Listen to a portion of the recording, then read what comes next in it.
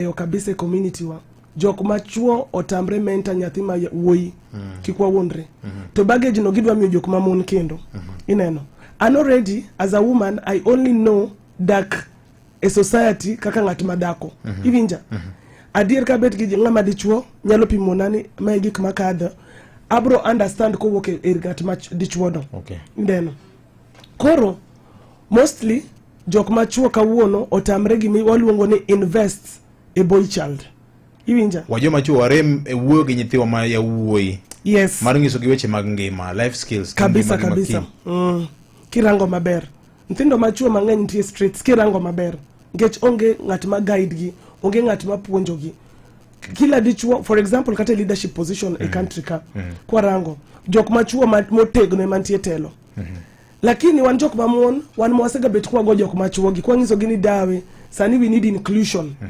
ng'at ma dichuo motegno ok nyal wacho wach inclusion ineno enoling nikech onge kumo chieme to sebedo jawuoro koro kata sani kwa nene country kae adier wach mental health suicidal thoughts chuo ntiego mang'eny nikech chuo bendo tamre woko mondo question chuo wetegi gipenje ni inise bet kae ang'o misetimonwa erokamano wach mangima mara mogi oyawre mana ka biyo de oyawre senta la kala ga ba ba ni madanga wa machigni jowe na ka bere ko jowe wa social media de al mana yuwe ni do kara di tawa to le koro donje chunyu wach wudluo ya yes ko ko radio de na ka be responsible wande ni kama radio pa kama ko kanne ya ka ji de responsible mali ni da ni wa ta de ni mali ko mala ko do ho okay ile je ko ni bara mo reto ko ngi okay okawinjo malera ahinya adoni ke yoyudo thuolo tidonje chunyu wach manitie kaka morin gi penjo mora mora wendo wacho weche buora ka nyaka ne wachak chenro nyakwara Mogajwang ka diponte kamoro medwa medo kata penjo ma in go oyawre mara mogi oyawre duma oyawre machiegni ma jako pudo langue jako pudo machiegni ana da pudo mana jalo ngara de to gandania yes eso fue un maluco que era más que nada yo como que eso ni ma nada mucho de curso mucha ko do be ka to ko na fin ni ngani o ngene no rombo ni ka do ke era ti ko banda to moro ni do be o ka mani ma ka ka jo so ti ni ka mani ka no no do were no to ka no sa ko wajo ka ti ni ngene no rombo to ni do ke era ti ko banda ko do no pa mani ma ka ko ko to ko do bo ko no kamano okay rokamana nyamara mogi oyawre ma nyakwar matingo machiegni erokamano giwoje tele mine wage sama gidwaro gimoro to gin ga kipaumbele sana ka gisiko gikedo ne mine wetegi to ka giseyudo gimoro to koro wiye gi wil gi mine wetegi mar ariyo sama in siku mana ni women first wan wajo machu kare jo magi mazitete wato gini mine bende gimbo ni gobene gi fight nwa okay yes mara mogi ore je oyawre muso jalo ngiro okamos kunjo mokwongo sama no wuok no chung ibira kanywero wach mane manyalo seya kod mine ma kata nyidende ma ko bende osekade weche giki kunjo mane mano penjo kod bomo no osebedo ko konyo mano tugo buoge ni magi sejo mane wan go adier wach mar ariyo sani ndio winjo kaka jokidira tiro mar oganda owuok oko yes en kwayo makende ni gimoro amora kotimore olit aila mano timore ni mindi wakwaye kata en kata mamoko mambedo litivita giwaja cheka moro mitbede gipakoro kana to wuoto luongo ni ng'ane ni sewacho gini mano ero penjo bare penjo bara dek matieko godo ng'eny riwruoge mosebedo ka biro e piny Kenya kaka konyo ji kendo iluongo gi magi dhi pinje maoko kata enda winjo ko wacho ni osebedo kodhi pinje maoko to jogi kiwe gi maduong' madongo Tero ko da ke state no pogore puje to godhiambo go biro godho gi jogi ka indi ko ne wan ko duong' na jowa Dato dake estate mo ka du ka edo. Ka pinda umni runi ndi sa par gariyo. Usedu ka ni gal chandi. Ma do uwe yawa mulema. Ero kamano. Kare. Edita don chake gi penjo adek gi penjo mokwongo Wood Nyakach wacho ni ji nyaka bed very responsible kata ka wantie kod freedom of expression to every freedom and right nitie kod boundary mare. Then Jacob Pudo Woodlambwe wach mar jomoko osemaki to bura ne yalo bang'e wegi ni neno kata evidence onge moromo. Penjo ni kudwaro gimoro ubedo mbele ahinya to joma chuo utero wakanye women first. Aito gipenjo mag Pascal Oranga Dekgo. Thuolo mari kapok wakaw yueyo kendo machielo. Erokamano kabisa. Tayie kode kako wacho ni ji onego bed responsible ten jite oken ng'at madhako kata ng'at madichuo. Any person man gi higni 18 kodhi mbele en ng'at monego bed ni en active citizen. Active citizen manisha ni kineno ko gima rach timre kuma intie tigolo duondi malo titetea ngat mamnyonge.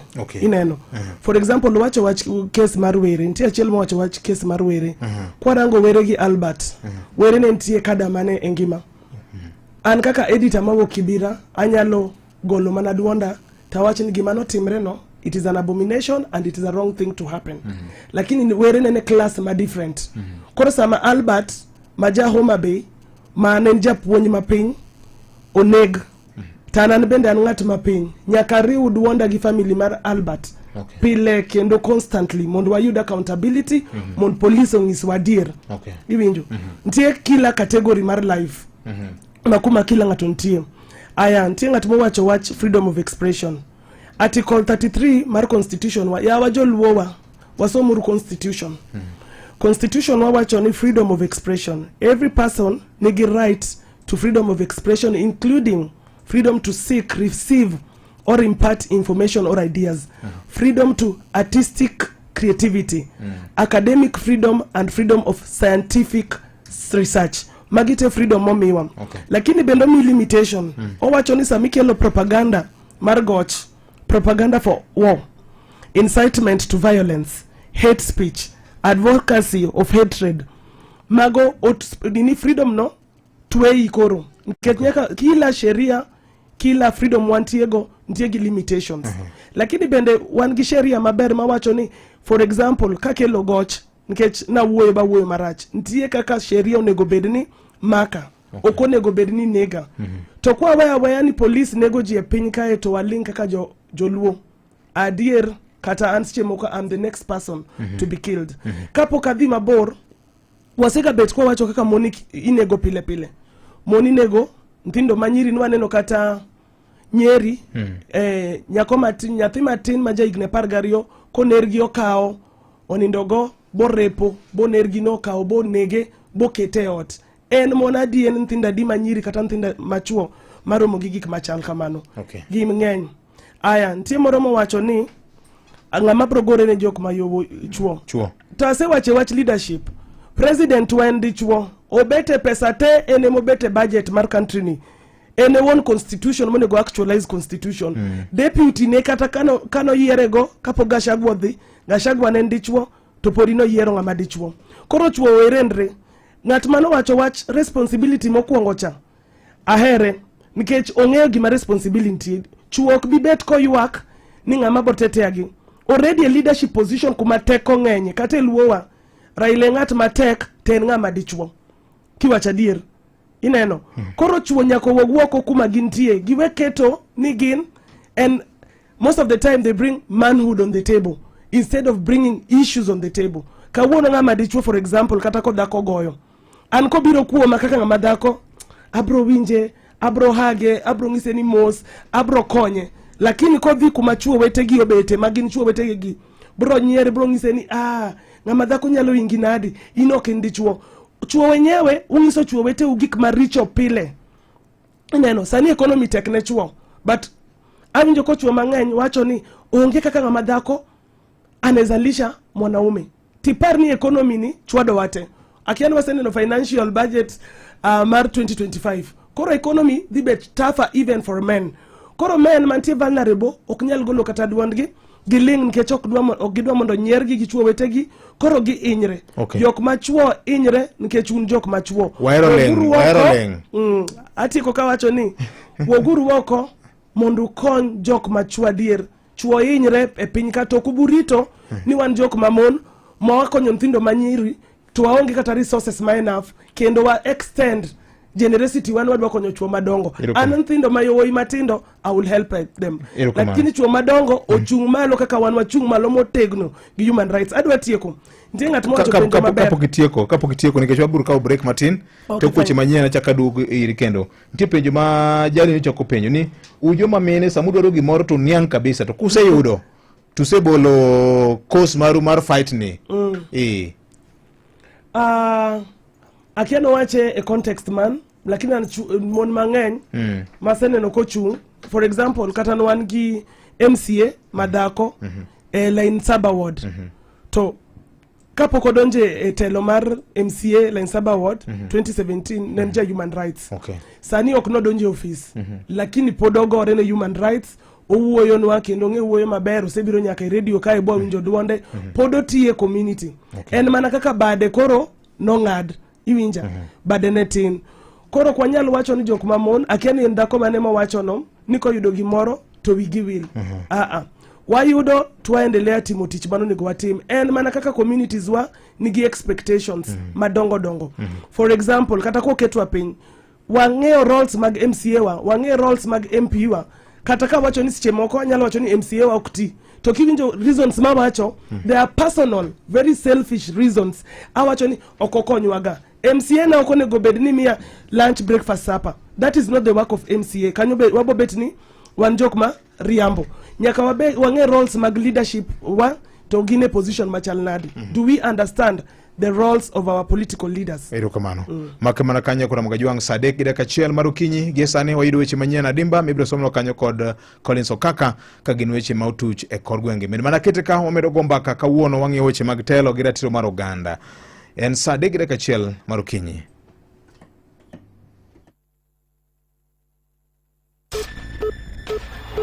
Matuche kor gwenge gi Collins Okaka.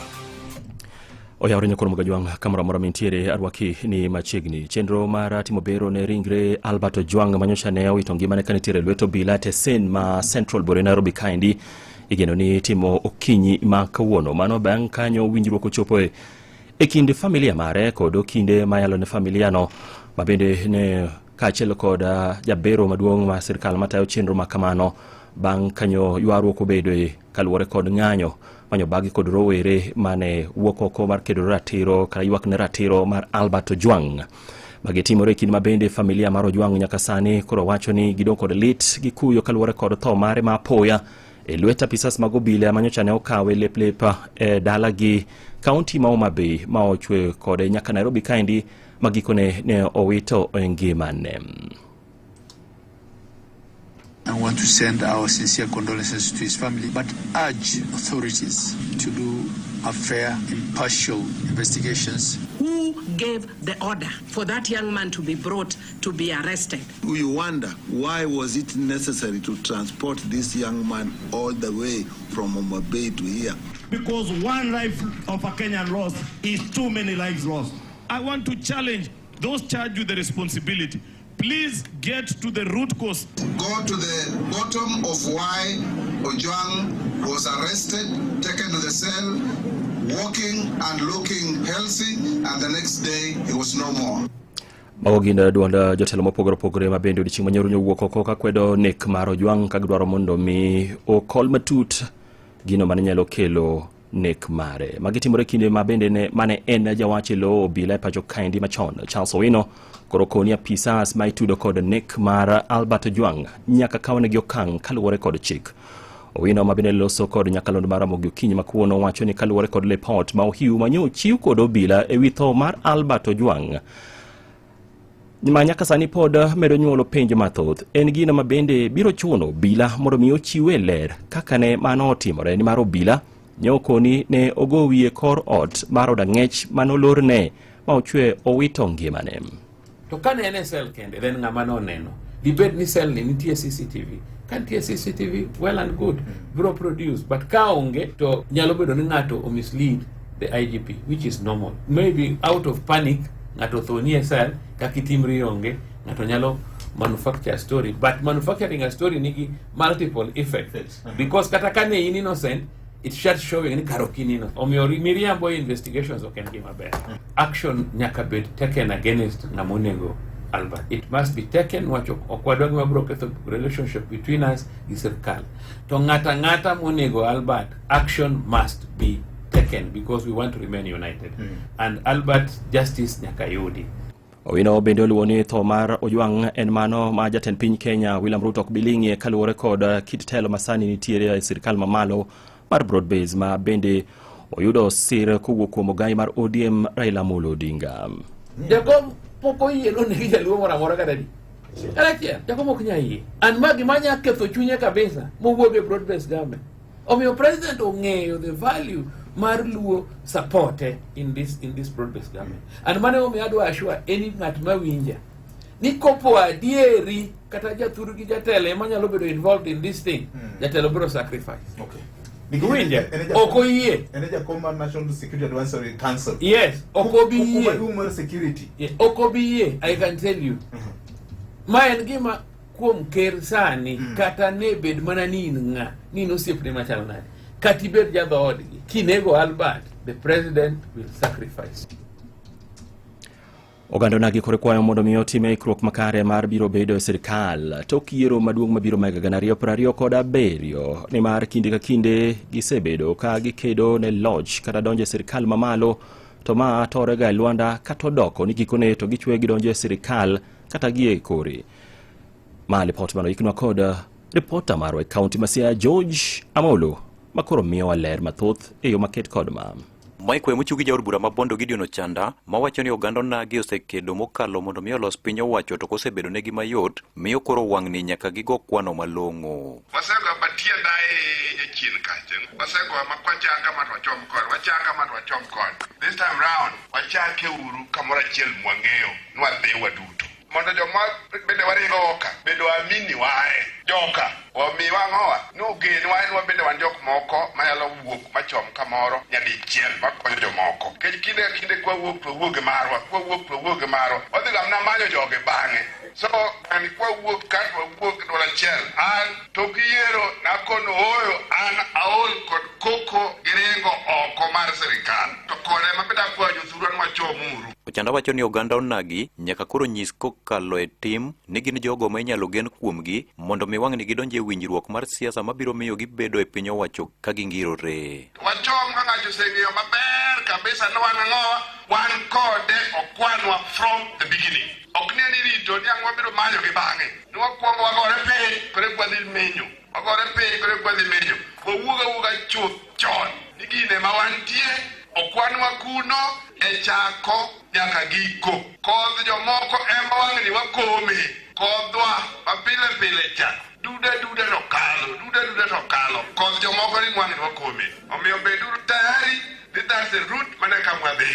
Wach ma otiel gi jatend migawo mar teko James Opiyo Wandayi mawacho ni oganda luo nyaka koro lok tanga. Adwa goyo erokamano ahinya ne jatendwa Raila Amolo Odinga kuom yie mondo tii kanyakla kod President Ruto under the broad-based government. To nyaka wagoro tamsi kaka joluo kata mana e lweny chopo samnya koro walok tactics kata strategy bende. Mano gima jakom Raila Amolo Odinga osepuonjowa kinde gite. Magi giwacho ka korka kore to jaod bura ma Ugenya David Ochieng bende omedo mana kwayo oganda onagi mondo mi omed siro piny owacho ni mar mae en kinde mar tich. To nego bed ni kwa ai yiero to bang' kura to ng'iyo to yiero mwa aini nyuola ang'o, yiero mwa aini kela ang'o, kwa setimo yiero to wayware chien to wakon to wayudo ang'o. Ikija penye ni kinode gi muma ni gimoro amora gi kinde mage. Ite kinde mag lweny, kinde mag kwe. Kutoka kamano, ite kinde mag dwero, kinde mag yweyo, nitie kinde mag kura, kinde mag tich. Koro kinde mag ang'ono mag tich. Ne Radio Ramogi e kaunti ma Siaya, an George Amolo. Imedo winjo weche matuch e kor gwenge gi Collins Okaka. Kapod wanatiere kaunti na Masia, jatend migao marateko kod jang'ad rieko ne jatend piny Kenya weche mag uchumi Moses Kuria nyo obwonjore paro lela wi wach mar mibadhi mawachore ni ne okwako kepo mag apisas mag jela e pacho kaendi. Kuria koro dwaro ni oruch oko chenro ma kamano kaluwore kod mibadhi mokoni nogo touch manyaka koro time nonro malong'o mondo mi okaw okang' ne jogo maitudo kod mibadhi onogo. Waziri Opiyo Wandayi nitaka kutuma kwa rafiki yangu. Ni rafiki yako anaitwa Kipchumba Murkomen. Hata saa hii nikikuja hapa nimepata simu. A whole CEC, waziri wa kaunti ya Kiambu ameniambia aliitishwa 500,000 ndio mtoto ya sister yake achukuliwe kwa prison. Nimesikia hii malalamiko Kenya mzima. I want to ask Kipchumba Murkomen. It is very clear from all the people in this country. Hii recruitment ya prison ambayo imefanywa, it was fraudulent. Mtoto anaitishwa 500,000 kazi ya jela, hiyo mshahara itarudi lini? And I want to ask Murkomen to cancel that recruitment. Airudia tena. Kuria wacho ni jogo matayo chenro makamano ne kwayo asoya makore lach mabende thoth jogo manuwuok oko ne kepo ne ok nyal yudo. Kuria koro wacho ni ok mana bad migao no kende ema mibadhi ogoye touch. Kata mana ndiko jopuonj e tich bende asoya gwenyore lwedo ma koro nyaka ne kaka inyalo tiek mibadhi onogo. Unajua sasa huyo askari wa jela kama alitoa 500,000 hiyo pesa itarudi aje? Si ataenda kuuza mihadharati huko kwa jela. So we are breeding crime. Na kama kuna mambo hatufai kuchezea ni maneno ya recruitment kama ya polisi, maneno ya recruitment ya mwalimu. Sasa mwalimu akinunua barua ya kuandikwa, watoto wakijua amenunua, watampea heshima kweli? So hata kama sisi tuko kwa serikali, pale baba ni mabaya, si ni vizuri tunyoroshe. Ndio sasa Kenya hii ikuwe sawa. Kakore jatend migao Opiyo Wandayi nyo kone Kuria mondo mi weche makamago olose tok ota kata eyot ni mara okonjire bede ni pedho gi elela kamano koluwo ni nitiere okenge mowinjore bede ni iluwo mondo mi ked kod midhiero no mar mibadhi. Rafiki yangu Mheshimiwa Kuria, kwa hakika yale umesema juu yangu ni kweli. Vile ulinisaidia kule bungeni ni kama mwenyekiti wa PSC. Lakini ile jambo ningependa kukuomba Mheshimiwa Kuria, saa zingine unapeleka mambo polepole kidogo. Hii maneno ya recruitment ya prison warders, kama kuna kasoro tujadiliane kwa undani kama watu wa nyumbani, kama serikali. Kwa sababu tukileta hapa mbele ya wananchi, wanaweza kukosa mwelekeo. Na sisi ndio tunafaa tuwapatie mwelekeo. Imedo winjo weche matuch e kor gwenge gi Collins Okaka. Kawatiko eni apisas magarita kwe sub-county ma Kuria West okoni gi seketo kenge makare mararakore kod kweth jonjore masani koro onore gwenge makuno kasando ngima jodak. Neler mathoth Jo Juma miyowa eyo maket kod mam. Jatendo bile sub-county ma Kuria West Ruben Bet wan nyaka sani kogith nyime kotimo pedho ni kweth mar njore mabedo spiro ka koro sando gana mokalo e gego ma Kuria. Bet wachne gi tiyo machiegni kod jopiny kaachiel gi gwepe mopogore opogore mag piny owacho matimo pedha ni kwethni mar njore kabedo singo ni dhi kawo nego okang' mar chik ka oyudgi. Ne okwa jopiny mondo koro de mana nyuok kendo koro ti kodgi kamoro achiel kakonogi kama jonjore koro nyalo bedo ni ponde bang' timo njore.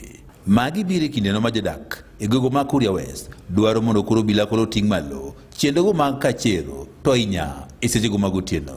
Jodagi ma Kuria West wacho ni nyaka sani ko gidak kod luoro mokalo nikech monj ma kinde ka kinde tajene jogo eko matimo ohala. Kane otele kod John Chacha, jodagi ma Kuria West wacho ni koro gidak kod luoro mokalo nikech monj mosebedo ka itimo kinde ka kinde kod jonjoregi e gogo ma Kihancha kod gwenge mamoko. Kama Kitonganya tuletewa polisi, lakini sioni kazi ambayo wanafanya. Kazi yao ni kulala, wanalala na kubora watu pesa. Watu wa machanga ndio wanajua kubora. Serikali security kiwa tight, cause kama hapa ni saa 2 inaibiwa. Sasa biashara basi mkifunga saa 2 tunaenda wapi? Security kiwa fiti hadi biashara inaweza kupigwa mpaka saa 5 saa 6 hivyo. Mtu anapata chake hata asomesha watoto. Hiyo tu ndio naweza kusema tu serikali tu yake security kwa fiti. E kinde madu achiel mokalo jonjoregi osetimo monj mopogore opogore e gwenge ma Kihancha, Geto Ng'anya kaachiel kod moko kama bende mwandu mopogore opogore koro osekwal ka ji ariyo obedo sido hinyruok bang' ka nogoyo kod lisasi kod kweth manjoreni. Ne Nyakalondo Maramogi kuok e kaunti ma Migori, an Jo Juma. Imedo winjo weche matuch e kor gwenge gi Collins Okaka. Nyakoro mkajwangi kanyo bende machopa giko mar mi weche manyien yono madimba kaka ne gichopa meso mara choko weche manyien ka thoth gine gin mago ma otuchu kor gwenge mopogore opogore. Sang'wen Sabich sauchiel weche manyien machuok sabiro kaka pile weche manyien yono madimba. Magone matuche kor gwenge gi Collins Okaka. Mana kamano nyakora mgajwanga wadwa ni wadhi nyime walung tielo mogik ni kod wendo na okinyi mano makawuono. Edita nitie penjo mane ng'ato penji ka kapok kao yweyo matin. Wach mane ni laro kom mar siasa Kibra to no penjo ni ang'o madibe ni ne obedo kena ndike maber ahinya. Aito no kwayo kanyo ni kikibedi ja siasa moro take advantage kata tiyo gi thuolo matho mar Albert ni yor manyo political capital kata mileage moro. Then owacho ni un joriwruoge mag oganda thothne uwuonru mang'eny ahinya ni ukedo ne jopiny un kodgi e ground to ini dak runda to iwejo Kibra odhiambe kicherori matin ni wan kodu. Penjo mar Pascal Oranga penjo adego. Acha gimogik no nikech en penjo maber. Pascal itimo maber to Pascal gima dwa ng'isi anonyuola Kibira, adhi school Kibira primary to sani an ng'at maduong' matiyo to Pascal adier seche moko katiyo ichula gi dollars okadwa wuondi nyathiwa. Iwinja Pascal maber adier okanyal wuondi ni kumana USD ichula gi USD to seche moko ichula nyaka gi euro. To Pascal adier ana travel in the world. I have that privilege to travel. Pascal okinyal wuonda ni sama position na o change community ni onegadage od baba wa Kisumu ndogo cha nyaka kawuono. Adier anadak Kibra constituency. To gima Pascal kia ni tijwa ni Orueka kanwa wacho Ruto must go last year. Andi siya inobire oda. Tijwa matiyo ni pile gokinyi okadwa wuondi. Pile gokinyi kidak machiegni gi jok mikonyo. Kila ng'ato ntie jok man gi shida mar adier, ntie jok makawa advantage. Pile gokinyi kana yaw dhot an gi nthinda an gi jaoda ka yaw dhot taromo gi dhako mok nyal. To ng'isa ni editor naduongo ni tok ni winjo nanindo mane dhodika konya nyoro nthinda no nindo kech aonge kar nindo. Adier ano kan serikal. Koro sa mimi neno ng'at machal koda kowuok matin bodhi yweyo kuonde modhiye. We have a reason to do that. Number one, it is for our own safety. Number two, also, anan ng'ama dhano. Okanyal luokra kumora achiel tathuo kanyo. Adak Kibira for 22 good years e kijiji. Kibira kijiji Kisumu ndogo. Pascal oknyal ng'isa ni okodwa neno maendeleo mara. To mano gima chando wadier kaka community, especially makibira kacha majoluo. Sama ng'ato dwa sudo mondo ting' wiye matin kama mondo wog. Mondo winje kata maber chunye okwe. Igoyi, jokijiji goyi, dwa mondi dog piny kabisa. And struggle mwaseneno, not only for people who are in leadership position, but kata piny kacha. Ngech gik mwaparo, ni ng'ato nego bedga ni winjo matek. Iwinja? Kiwinjo maber, it is a crime in my community. Koro samidwa golri ni winje maber matin. Ntie jok majo nyiego mok nyal dwaro ni winje maber e piny ka. Pascal adier an maisha na no change. To sama maisha no change ntie ber mayudo. Emo mi anyalo ga duoge kijiji kacha. Sani last month tarik 28 nen chieng' menstruation health day. Adwaro siepega matin wamiyo nthindo gik miluongo ni dignity pack. Nthindo 30. Iwinja sani on Friday ni adhi miyo mon business kits mon 30 as well. Koro ineno saman bende ka konyra yaka nyalo yudo jok matimango konya. Okochuno ni ng'ato nena a devastated situation in my lowest moment. Yako konya. Samin giteko matin mar wacho ni women's power. Ng'at moro bende neni Pascal to wacho ni kae manyaka invest because owacha agenda maber. Ok agenda mar kudhalilisha mtu, en agenda mar konyruok. Aya. Okini samoro koro kake wacho ni jite dwaro ber, onge ng'ama dwaro rach. Maro ng'ato kata berni ok dan exposed, ok da dwaro berni. Okay. Winjeje kama kelo no. Samoro jomoko nyalo kawe ni koro itiyo gi joma odhier. Iloso pesa gi nyingi kata loso mwandu gi nyingi gi. Gima kama ng'ato be use confrontigo kaka jekena tiro mar oganda manyoda Kibra tisalo ko kar dak sani. Mago gik moro mogo pile temangisin mago jonyiego. Okay. Nke jok mwase konyo. Aya. Adwa dok piny matin. Ndalo COVID COVID no biro kwase ng'ang'ania telo mar Kibra constituency. Ndalo COVID ne tek baba. Ne tek kabisa. Lakini anan gosiep na moro manwaro mogo Miss President nen show mar NTV to nwaere go to nen mwindi to kaka nwaere no lima korwa kucho wabeto siepe wadhi wamiel pamoja boss sisterhood donjo so time mar covid kaka no biro lima oyudo ko mon ngenye oda ko ngisa kaka gin mateka konygi nyako no dhi bowuoyo gi grandfather ne kwargi no yie golo 100 packages of meals every week from 2020 we went for 3 years to 2023 ko covid oserumo. Okay. Kubi chiemo. Omiyo chiemo. To sano jok mano kono miyo ombulu ne biro na miyo gi chiemo no. But sama ngato ne kawe samo kawe kuoma to wacho ni I made the wrong choice. Ok nange ok nange editor ni kame kakiti ok nange chunyi wano puonjwa ni irach ineno koro samiti community ntie rach ma jok moko mumieni go for example angi mangeo ni community wa ji okoero dhako machal koda dhako manyalo bire radio kama to wuoyo to ji express ji ero dhako mobedo dalilishwa mane gima gidwaro dhako manyalo wuok kucho botim gik monego according to them ni chuo monego tim koro ready because at a context no I understand for example tijwa jok mona GCG jok morepo jok mamon kata nthindo okwater gigamos nyaka wati gi sheria ineno wafuli sami fulo ngato bobi omak familia necha oknyal heri kata dichiel gibro gane ni kama to giwacho ni dhako cha en dhako marach to kipenje ni kechango kongisi reason lakini ngat mapok no neni kwanyo gimongise no ntie ngane jandiko moro ma Nigeria to ntie book mondiko Chimamanda Ngozi Chimamanda wacho ni there is a power oken book owacho kusamu wuoyo owacho ni there is a power to single story sami winjo ga story mar side achiel to pokni winjo the other side I compromise to mane mabobet ni make decisions out of that. Okay. Yeah. So kuom human rights ntie penjo mogik no penja wach human rights. Yes. Kuom human rights jomoko ponde human rights kare gigo siasa. Kaka case manyoti more mar kijana Albert ne.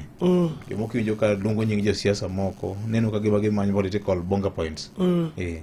Jo siasa because luong ngeche mo mena penjo u ni what is our role. Samatho Kibra constituency to nega gi police. Adier it should be political. Everything that we are doing in this country katakuma bete radio ni it is political.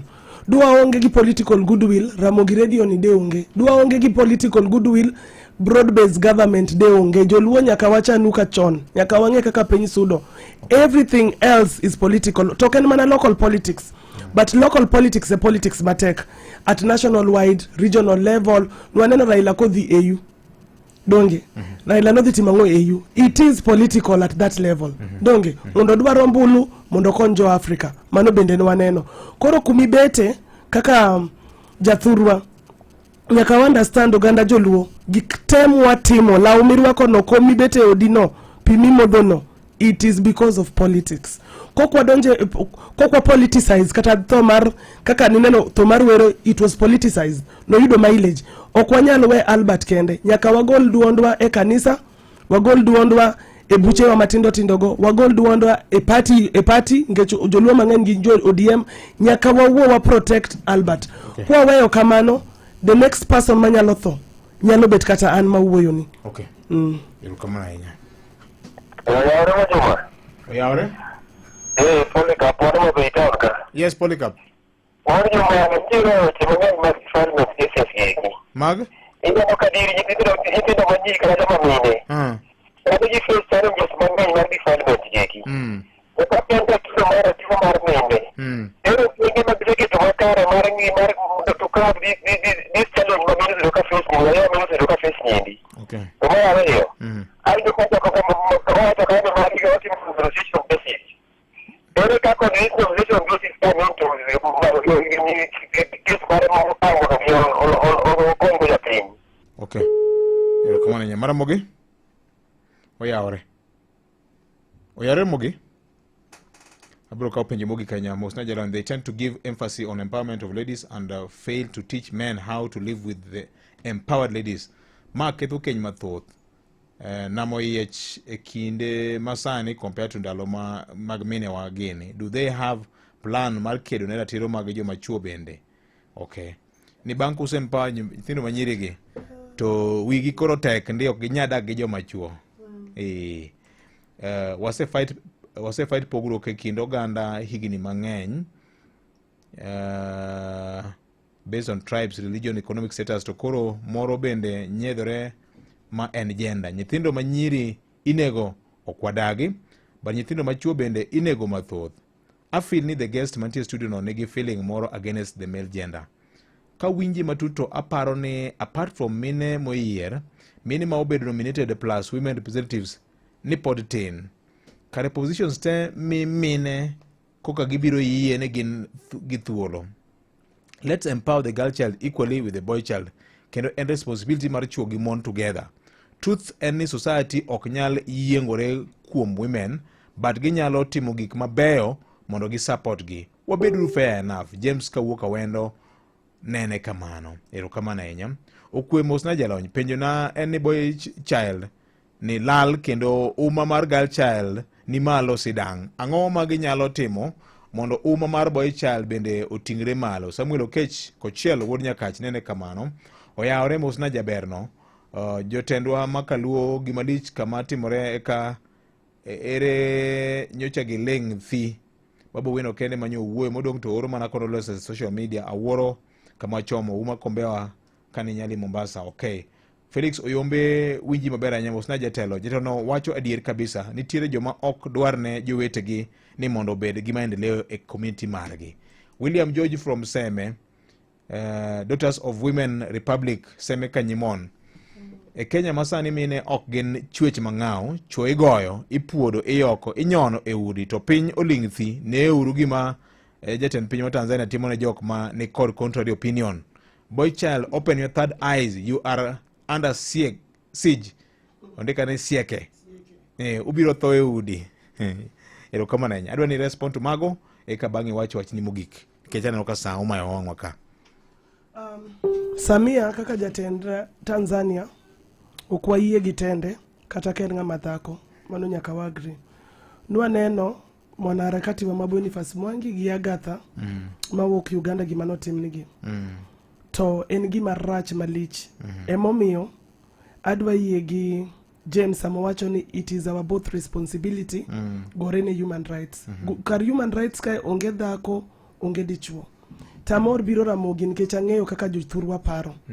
To nyiso wani wan jok majoluo, we have a long way to go. Nyaka wabed jok mipuonjo, nyaka wabed jok mapuonjre.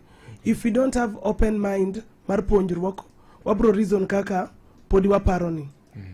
Samuel wacho gima ber malich, to ayie gi penjo ni Samuel. Kumintie Samuel, adwa mond chieng' moro kigo sim. Igo sim tiwach wani, an kaka Samuel, namako nthindo ariyo mayowoi korwa kae. Ta konyo gi achulo nigi school fees, awuotho kodgi amenta gi. Okwanyal bet ni wan oganda ma pile pile goyo women empowerment, tangiso we mokwongo. Sama nabiro kaka ng'ama dhako, ang'e mana dak kaka ng'ama dhako e kijiji mosebedo male dominated. An baba wanopuonja, an mana nya Kibira primary, ok ni atikata ja Harvard. Lakini naneno difference chon.